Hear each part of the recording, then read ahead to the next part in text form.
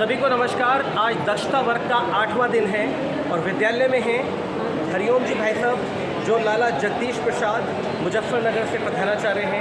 एक बहुत ही अच्छा सत्र लिया, कुछ ऐसा बताया कि क्लास में किस तरीके से एक्टिविटी करा सकते हैं। इन्होंने हम सबका एक असेसमेंट किया। मैं भाई साहब से पूछना चाहता हूँ, भाई साहब इतना शानदार असेसमेंट था, हम सबको बहुत मज़ा आया, आपको कैसा लगा और कैसा रिस्पॉन्स था सभी का?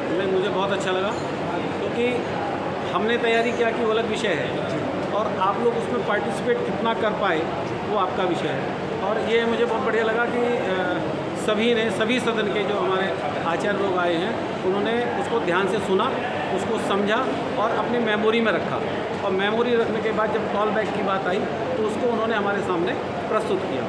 तो जो उनकी प्रेजेंटेशन है वो ऐसी लगती है कि वो कुछ सीखने आए, और सीखने आना ये अपने आप में बड़ा महत्वपूर्ण है, क्योंकि यदि हमारे पास सीखने का ही लक्ष्य न हो तो वर्ग लगाना बेकार होता है। तो मैं मानता हूँ कि ये सत्र में मैं तो पूर्ण रूप से संतुष्ट हूँ कि हमारे आचार्य कुछ सीखने का प्रयास कर रहे हैं। भाई साहब ने बहुत अच्छी बात बताई।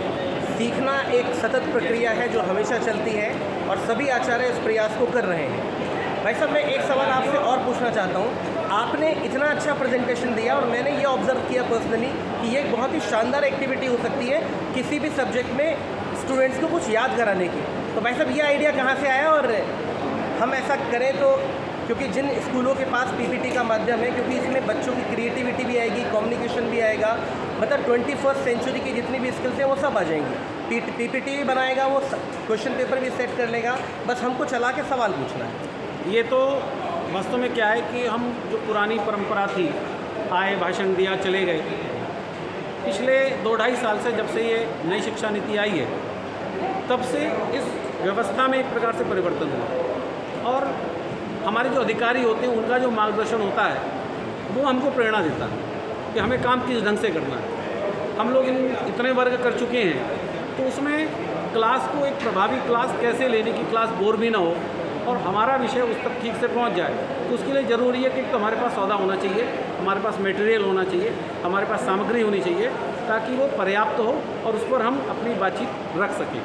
तो उसको संग्रह करना, फिर उसको व्यवस्थित करना और व्यवस्थित करने के बाद में ये विचार करना कि हम उसको छात्रों तक कैसे पहुंचाएं, छात्रों का इन्वॉल्वमेंट उसमें कैसे हो। तो जब तक छात्रों का इन्वॉल्वमेंट नहीं होगा, अर्थात यहाँ आचार्यों का इन्वॉल्वमेंट उसमें नहीं होता, तो ये one side one way traffic चलता, उससे आनंद नहीं आता। मैं अपनी भाषण देकर के हट जाता और आचार्यों के पहले मैंने इतना जो बार बार एक प्रकार से रिपीटिशन करवाया तो उससे बहुत से आचार्यों को निश्चित बात है याद हो गया होगा और पूरी क्लास उस कारण से एक्टिव रही, सक्रिय रही, जागती रही, नींद नहीं आई किसी को। अगर एक तरफ भाषण होता तो इसमें आधे लोग सोते। जी भाई साहब ने बहुत अच्छी बात कही कि लेसन प्लान बना के जाएं, कब क्या करवाना है, कैसे करवाना है आपको पता होगा तो क्लास का एग्जीक्यूशन बहुत शानदार होगा। भाई साहब बात करने के लिए बहुत बहुत धन्यवाद, हमने बहुत एंजॉय किया। कुछ टीचर्स लोग हैं, मैं यहाँ पे उनका रिस्पॉन्स लेना चाहूँगा।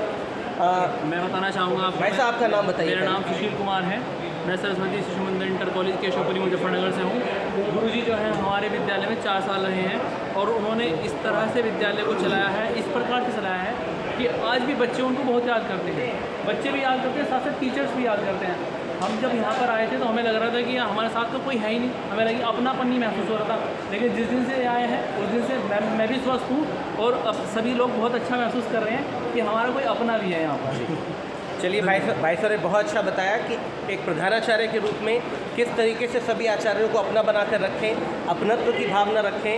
बहुत कुछ सीखने को मिला भाई साहब से, बहुत अच्छा लगा। मैं आपको 4-5 दिन से ऑब्जर्व कर रहा था यहाँ पर आपका कोई सत्र नहीं हुआ और मैं जानता नहीं था तो, लेकिन भाई साहब बहुत अच्छा लगा, मुझे पर्सनली बहुत अच्छा लगा। 1.5 घंटे का पता नहीं चला। थैंक यू सो मच, बहुत धन्यवाद भाई साहब।